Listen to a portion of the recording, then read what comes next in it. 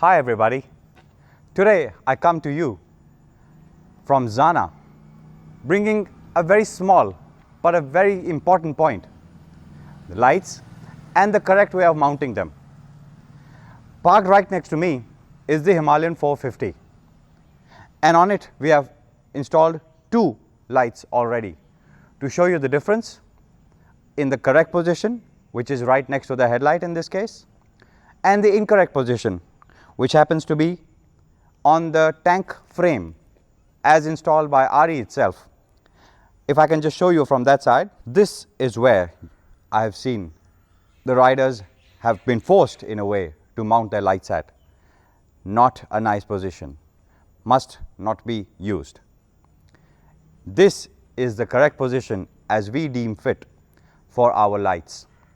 Anything up to ZFL 40 is good to go, which means ZFL 40, ZFL 35, ZFL 20, ZFL 25, all of them are good to go with this mount at this position.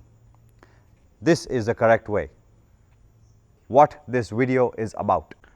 So this is just a quick demo video of the point I'm trying to make.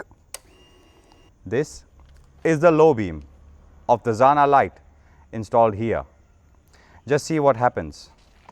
The handle blocks the light. If I turn the handle right, the right side gets blocked. If I turn the handle left, obviously the left side gets blocked. I'll just switch to high beam now. Again, the problem persists.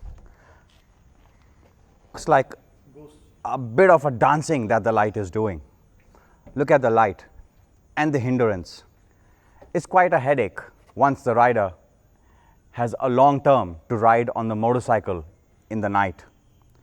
Now where does the difference come? I'll just show that quickly. We have just mounted these lights at the correct spot. See, no difference. The light is stable, no difference, no obstruction. This is just a low beam, mind you. This is the high beam, and this is all lights together. What a difference in illumination.